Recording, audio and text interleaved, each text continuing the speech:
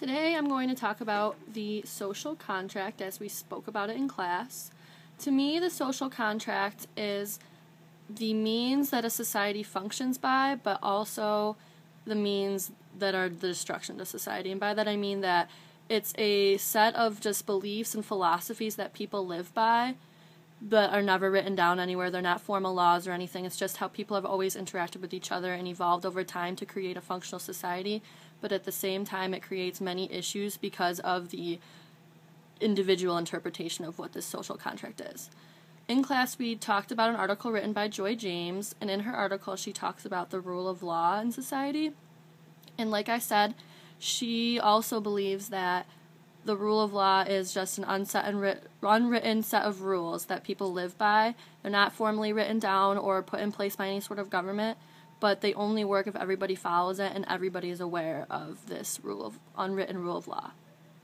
The thing is with her philosophy of the rule of law is that some people are protected under this rule of law and some people aren't. Those that are protected by the rule of law are they're treated much differently than those that are not protected by the rule of law, and those that are not protected by the rule of law are seen as criminals and second-class citizens, so then they automatically behave in this manner because they're pushed into the stereotype without any sort of choice, so they have no choice but to live the way that society already sees them.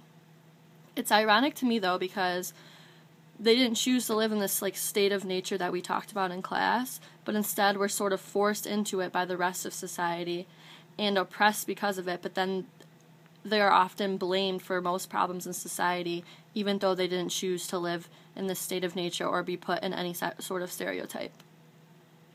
We also talked about decent and street families in class.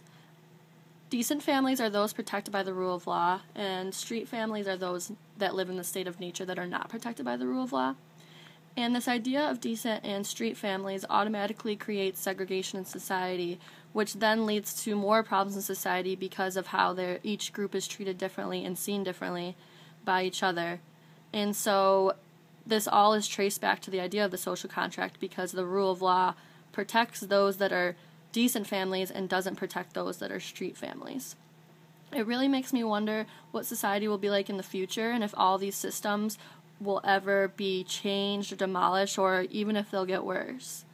I think it's just a part of how society has always been.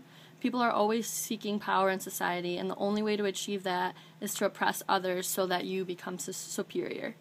It's sad, but it's true. It's just the way that society has always worked, and I believe will continue on forever just because of unwritten rules that society places on each other, like that of the social contract discussed by thinkers like Joy James that we talked about in class.